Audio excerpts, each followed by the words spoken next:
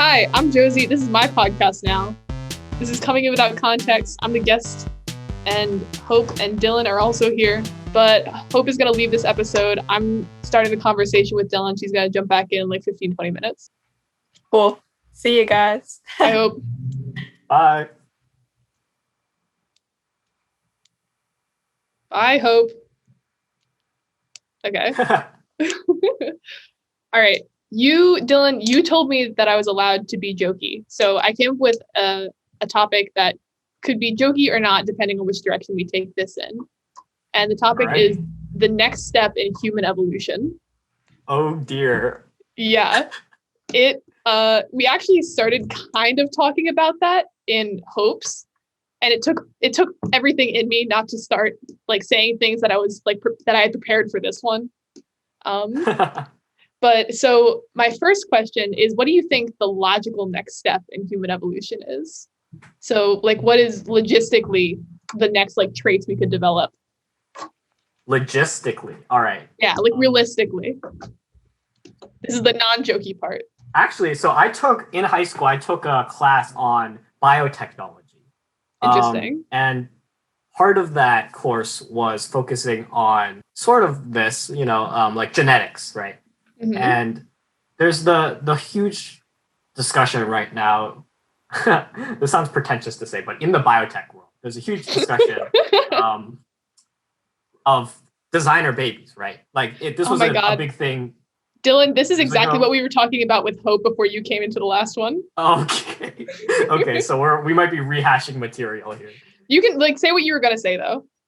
Yeah, so designer babies, right? You can edit some genes. So I guess the logical next step wouldn't be anything as drastic as completely altering how the human form, but maybe something like eliminating genetic diseases permanently. Although that's kind of a touchy subject for people.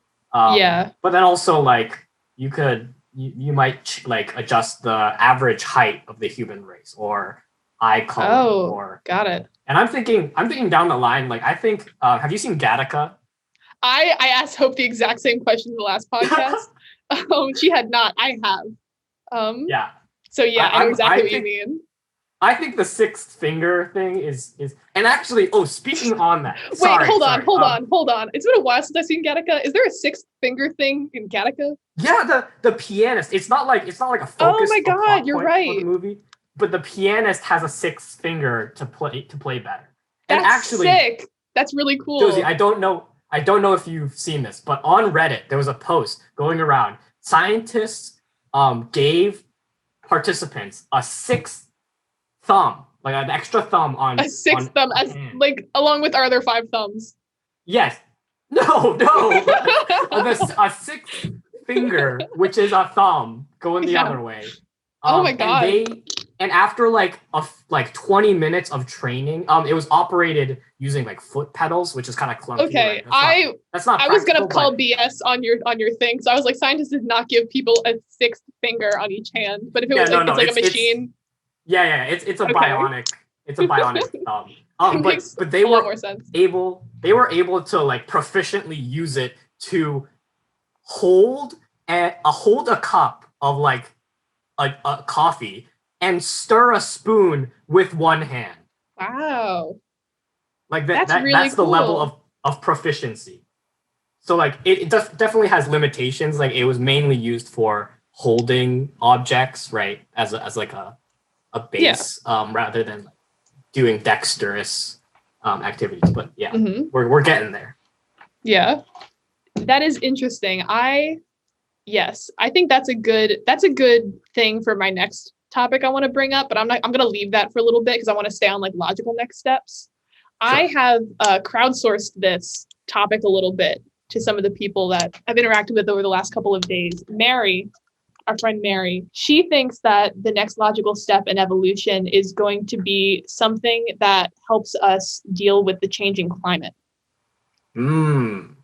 So if, climate change goes unchecked, which at this rate it probably will, humans evolving certain traits to help us, survive in an increasingly volatile like weather situation Right. So my initial reaction to that is it's not great if that's the only plan we have to deal with climate change.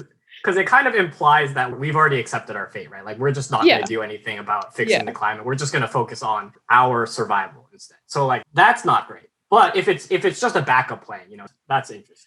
Well, you're interpreting this as us like actually doing something. You actually did this originally too, where your not next logical step was very man-made.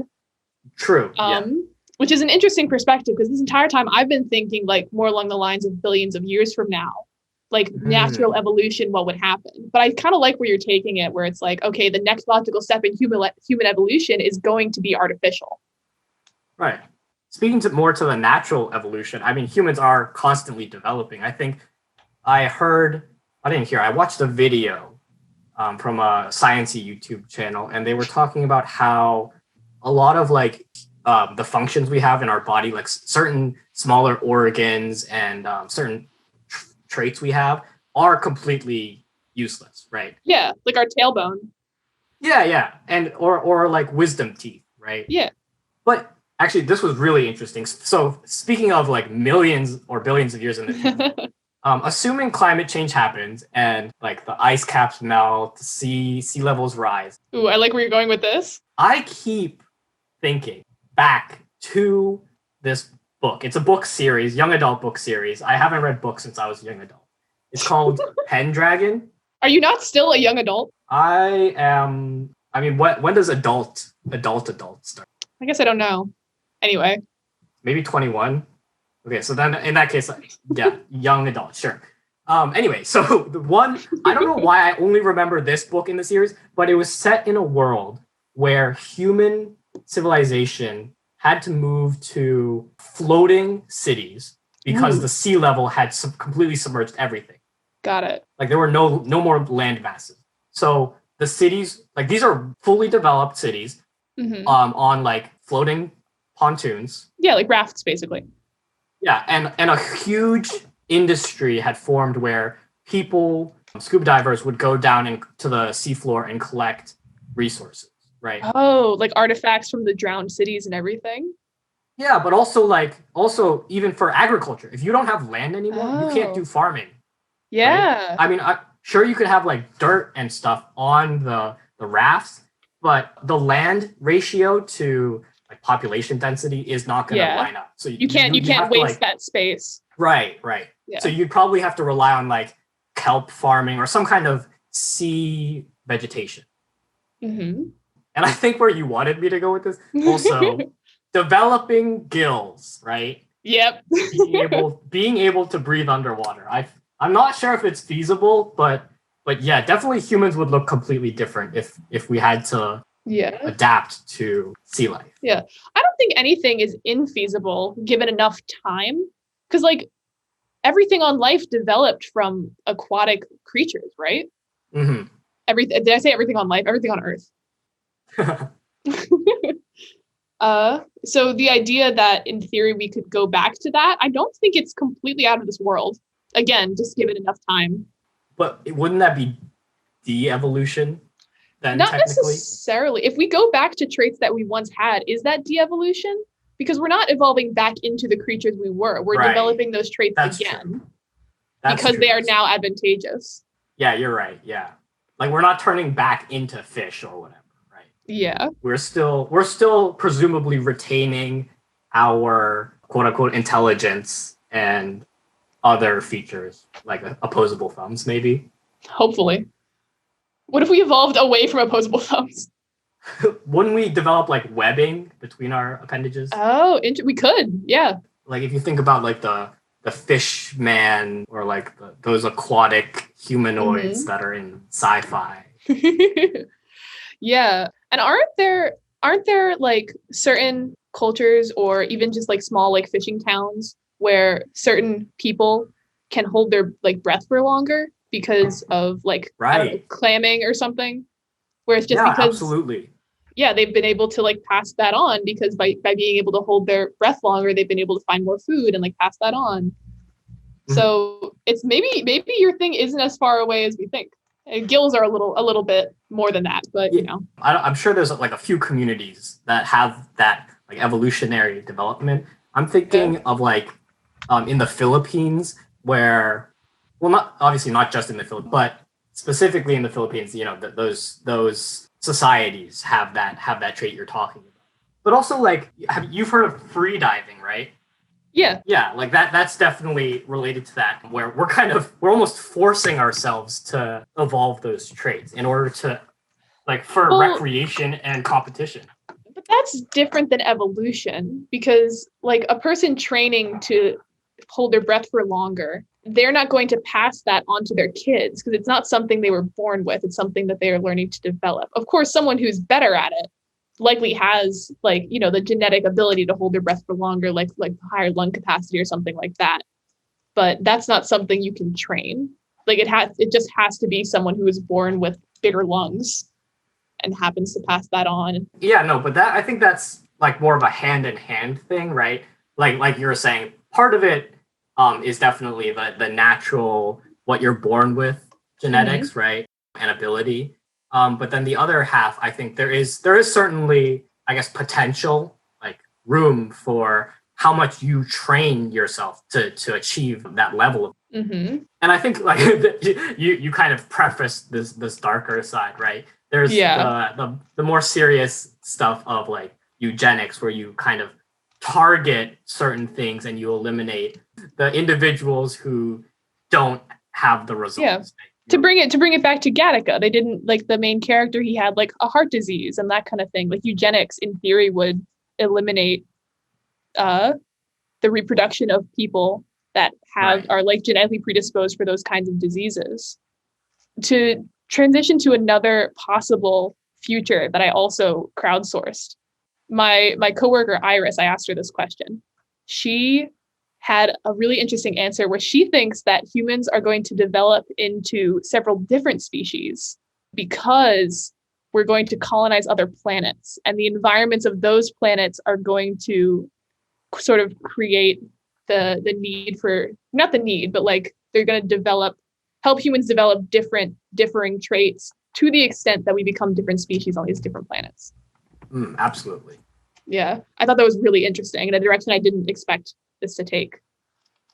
I think that's, well, obviously we have no real world examples to point to, but I do think that future is problematic in that, considering how troubled humanity is now with racism and sexism, it's not gonna be better for us if our species develops into numerous other species. No, I don't think it would be. Yeah, it's almost a given that if we like far out have developed into noticeably physiologically different species on different planets, then I feel like it's inevitable that some wars or conflicts will occur, right? I mean, it's already happened. Not the other planets thing, but, you know, just like war and conflict over differing appearances. But yeah, which is, you know, a consequence of all of this. Like human evolution is, I'm tempted to cite X-Men, even though that's kind of silly. Like in any situation where like people are developing traits that are more advantageous, there's going to be like conflict over like, are they the superior like humans? Are they an entirely different species? This is something we also talked about with Hope. There's a lot of overlap between me and Hope's conversations, but I was about to prompt with another one of the smaller questions, but I don't want to do that as soon as Hope gets in here. Hello. Hey, Hope. Yeah. But yeah, the development of other species on other planets. There was to talk about like some more specific examples, I guess. Like she mentioned, if humans were to end up on a smaller planet with less gravity, we would likely evolve to have different like muscle and bone structure. Right. That would just be, you know, like easier and more advantageous in that particular environment. And there are planets where we don't even know what the environment could be like. And maybe it's traits that we can't even like predict at this point. My other question, which I think ties into your Gills theory, is what do we hope the next traits will be? Completely devoid of logic. Like, what would you want humans to develop as like our next trait? Just reflecting back on what I said in the world peace episode, having really terrible feet that no longer can wear shoes, so that every time they step, it's very painful, and thus they cannot fight. Which is an interesting theory, and we've talked about this before, and then I listened to the last podcast, and I like that you took this in that direction. But what about like just purely for fun, like no logic behind it at all? I will go first to prompt, I suppose. I think it'd be really cool if humans could photosynthesize. I just want to thank you. I don't have another suggestion for saying that my idea had logic when it completely does not. Well, I mean, not logic, but like a reason why you think it would be good. I know that it's a silly thing, but like, and I suppose I like have some logical reasons for the photosynthesis thing too. Like, obviously it would help with hunger and like food shortages if people could photosynthesize.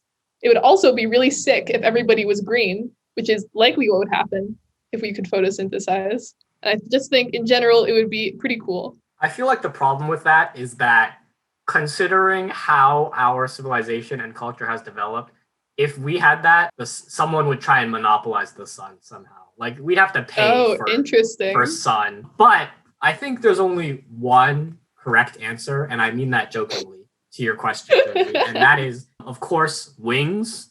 They could I be knew like that was coming up. The traditional age-old wings. Like ideally, we'd still retain our arms as separate things, and the wings would just be an extension. So 2 extra appendages. Right. It might be annoying to maintain them, you know, like guys don't really have to deal with hair and stuff, but I'm sure girls have a lot to say about like that, the maintenance and care. So just imagine like wings, like having to take care of very expansive wings that are like 2 times to 3 times your body length. It would absolutely become a whole new section of like the beauty industry. Mm-hmm. Would different people have like feathers, and some people would have like bat wings? And well, I was going to bring this up from a purely, not from the aesthetic at all. Like, obviously this is super edgy to be like, I would want bat wings, but I do think it would probably be more convenient because they're probably easier to take care of than like wings with feathers, right? Yeah, exactly. And you'd be shedding everywhere. Yeah. Would you have some people have really tiny wings that are completely non-functional, but they just didn't get the full length arm wing, so it's just like their armpit has like a little bumblebee sized wing attached? I suppose in this scenario, I guess everyone would hopefully be born with like the right size wing, but it would be like, you know, arms. Some people aren't born with like one or both arms, and it's just a thing that happens sometimes. So I guess in theory you could be born and just not have wings, or only have one, or they're really small and stunted. But like that goes for any trait. Yeah, our current technology could make up for that, right? Like you could make, well, not yet, but soon we'd be able to make like bionic wing along with like the bionic limbs, which we're developing now. So we don't even need to evolve. We're just going to achieve that someday. With wings, would we even be able to fly? Because like for birds, the bones have to be like hollow and things like that. Right, yeah. We'd have a lot of bone deficiencies. Yeah. A lot of arthritis, a lot of broken bones, way more broken bones. Probably. Is it worth it, do you think? Oh, I was going to say no. Yeah, I would say it would be very fun if it was spontaneous at first. But yeah, definitely after a while, the trouble would outweigh the fun, right? Actually, speaking on that, what are some traits, some human traits which we currently possess, which you think we'd be better off without? Oh, interesting. An appendix. Well, yeah. That's tough. Hair, maybe? Feet. Oh my God. We know hope. I was just saying it because I thought it'd be funny. Anyway. I would like to clarify that this podcast is not inherently anti-feet. We do not hold the opinions of one of the hosts. It is completely anti-feet. Oh, God. That's going to enrage some sneakerheads. Sneakerheads don't wear the sneakers they have. It's just for the collection. Yeah, you could collect sneakers without feet. Oh, true. That they might even be happier because no one would ever wear expensive to damage them. I don't know. I think we would have offended sneakerheads more by continuing to talk about this. But anyway, any other like traits that you would want people to develop before we move on to like the little next subtopic? Oh, I forgot to bring up another I asked another person about this. I asked Hillel, and his immediate response was he thinks that people should have a third arm extending from the middle of our backs. And when asked, sweep. Well, he goes like on our sides or on our stomachs, which I had asked the same question. Weirdo back sleepers. Hey, are you guys not back sleepers? No. Back sleeping is the healthiest for you, and I try to do it, but then I naturally just end up like on my stomach or my. Oh, anyway, when I asked him, I was like, would it just extend straight out like perpendicular to your back, or would it kind of like reach up and over your head? He clarified that it would ideally be flexible enough to be both. I like the idea of it solely being used to turn your head side to side. Like our necks somehow become very, very weak. You have to use the back arm just to turn your head. Not a use I had thought of, but I guess in theory, there was also, he mentioned we could stand almost like a tripod if the arm was like extra long. So it would be really easy to like you wouldn't have to be like standing straight up all the time. Like you could put your arm down and sort of sit a little bit, which sounds kind of nice, honestly.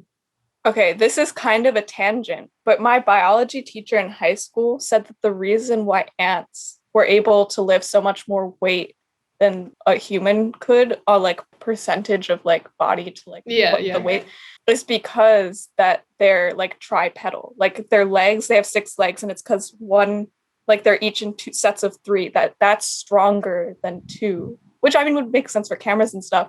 So would our jaws become stronger in holding things up like an ant if we had these 3 arms? I think that's unrelated to an ant has the stronger jaws along with the 3 legs because of the tasks it needs to complete as an ant. I forgot legs existed, so our arms could just be stronger. I'm wondering why we'd want well, obviously, hands have fingers which can grasp things. Yeah. Why would we not instead just want a tail, like a really beefy tail? Josie, you're probably not gonna know this reference, but Ojiro from My Hero Academia, he's this character with a really muscular tail, and it allows him to like jump around and stuff, and he can like fight with it. Interesting. So it's more flexible than an arm would be. Yes. But it wouldn't be able to grasp things, like it wouldn't have fingers. Can you wrap around stuff with it like a snake? It depends on how long it would be, I guess, and how flexible, right? Like it could wrap around if it was long enough. But if it's like shorter and more muscular, then maybe it does not have that function. Mm-hmm. Not to make a funny joke realistic, but they've done tests where people get like a 6th finger, and eventually they view it as like part of their hand, and it allows them to grasp way more. Hope, is this the thing where they built a machine and the people control the 6th finger through a machine? I have no idea, but I think me and Dylan were talking about this before you came on. Hope, what you just said has caused a smile to creep across my face. Oh God. I'm gonna ask the audience. I know there's not gonna be comments on like Spotify or anything. If anyone also thought that the first time Dylan said that he said cracked across his face, and I thought he was just mixing up the 2 sayings. To bring it back around to like evolution, if it's like everybody were to evolve to develop these kinds of traits, then we wouldn't view it as like a weird like superhero style thing. Like if suddenly everyone had a tail, not suddenly, but like we developed a tail, it wouldn't be strange. Though I suppose for a little while, like traits come from mutations. Like there would be people that had it and people who didn't. Yeah. Do we think that humans will continue to evolve? And there are a couple reasons I bring that up, but I want to see where you guys take it, and then I'll prompt a little more. Well, I think as we become more dependent on things like technology, it's kind of obvious that we're going to be forced to make, like, things are going to change, because, like, obviously there's things we don't need things. Mm-hmm. I don't know where I was going with that statement, though. Can you repeat the question? This episode's chaotic. It's the closest thing to just like a casual conversation I think that you guys had. Sorry about this. Do we think that humans will continue to evolve? I mean, we are constantly evolving, I guess. Fair, but I guess my question is like evolve to an extent that we are Right. notably different from how we are now. Well, first, obviously, it depends on if we continue to exist. Assuming that is the case, then yes, I think we will logically continue to evolve. I don't think there's a thing which I first heard from one of my professors. It's that it's not about evolution's not about optimization. It's about being just sufficient enough, right? Yeah. It's not great. It's not a perfect process for us to spend 9 months developing in our mother's womb, right? Like, and then once we're born, we're still completely vulnerable and useless, right? Yeah. That's not good for our species from an evolutionary aspect, but that's just how it is because it's good enough. I like the idea of describing evolution as good enough. I think there's something inherently comedic in that. I'm glad that you brought up that if we continue to exist, because that's my biggest thing, where I don't think that humans are going to stick around for long enough to evolve with any amount of like real difference from what we are now. And I guess I'll let that hang there for a second. Yeah, rip the human race. Kind of going back to a point from earlier that I wanted to talk about. Could you imagine if we actually grew back tails after losing them? Like, we have tailbones. Some people can be born with tails still.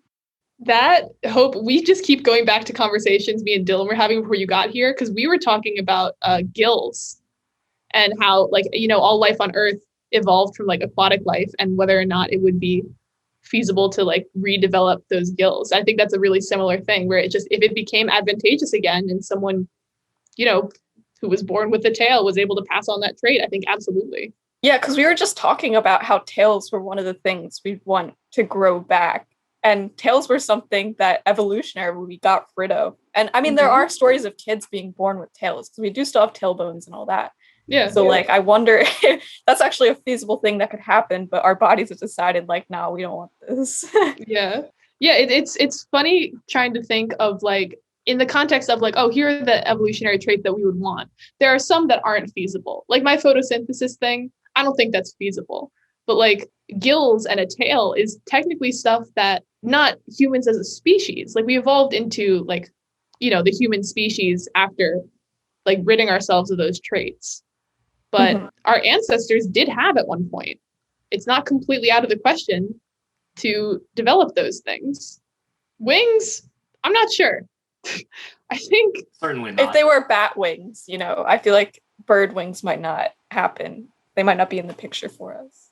Yeah, it would have to be some sort of mammal with wings. I don't know. I mean, the military is definitely developing the technology to create Falcon from Captain America. I'm glad you brought up Falcon, so I didn't have to. But I mean, but that's still like bionic. That's not right. It's a mech suit basically. Yeah.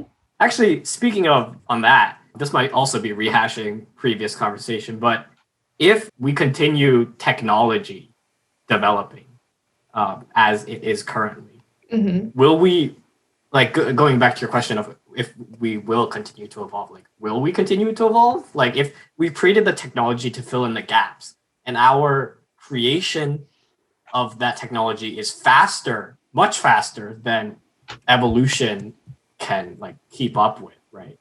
Then we might just stop evolving because we've solved all of our problems with technology.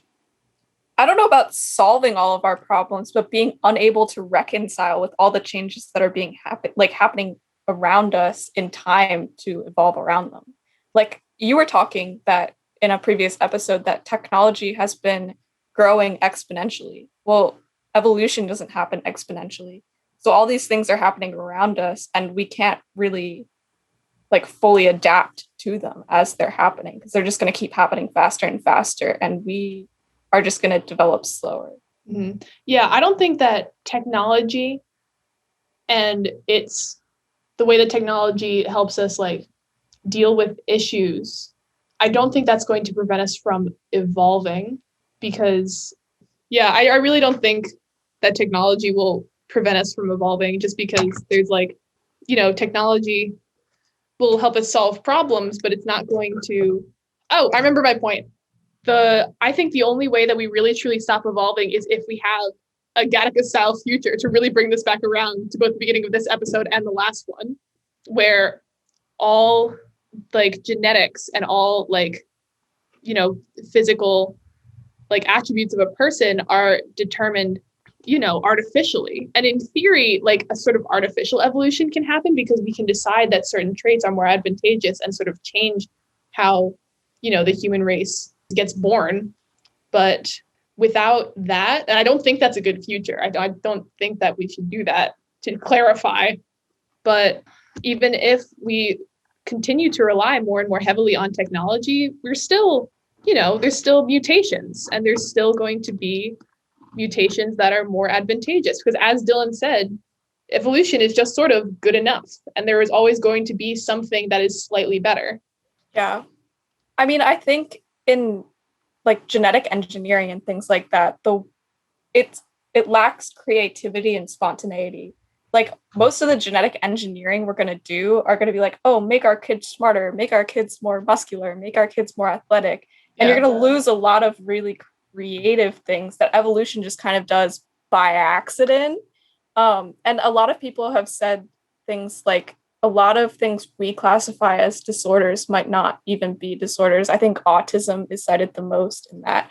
And like with genetic engineering and things like that, a lot of parents might choose not to have an autistic kid, but there's absolutely nothing wrong with being autistic. It's just another like thing that's just happened naturally. And in a lot of ways, it can be, for a lot of people, it's not any less than being human. I don't think it is any less than being human from someone who isn't autistic. It's just another like genetic blip that just happened because it happens. And so like that's actually not to make it serious, but there are a lot of like populations, like people with Down syndrome, who have been talking to governments like, am I not good enough to continue surviving? Like as people can choose to abort people with Down syndrome and find that out early on and make those decisions. A lot of like people with Down syndrome are like, but I'm still a person. Like my community still deserves to live on. Yeah. You're thinking it's better to eradicate us, but we're still people. Like there's nothing wrong with us. So yeah. I mean, it brings up an entirely like different topic. Yeah. Like, you know, eugenics and everything. It's come up like a couple of times. And how awful it is. And you bring up a good point where it's like even things that we perceive as that we like, you know, may be perceived as traits that aren't as advantageous, to use very technical terms. They, in theory, you know, are continually changing in like both cultural and just like physical environments. We could find that like certain things do become more advantageous despite our like preconceived like biases about them. And just because, you know, there's all of that, you know, prejudice around certain things, it's all, I mean, that's exactly what it is. It's prejudice. And just because someone isn't exactly the same as like everybody else, you're right, doesn't make them any less of a person. Yeah. Well, they got a lot more serious than I intended it to, but not in a bad way. But yeah. Oh yeah, Hope. What do you think this was? We kind of really did come around to it again. I'm assuming it had something to do with if you could guide evolution, or like how, I don't know, something around evolution, obviously. Well, yeah. It was a little more broad. It was just the next step in human evolution. Okay. So less guiding and just I did a really bad job at trying to keep you from figuring it out. I also did in the last episode, but he still just didn't take the hint. But yeah. Okay. All right, Josie, do an outro. And a smile cracked across my face as we all said goodbye.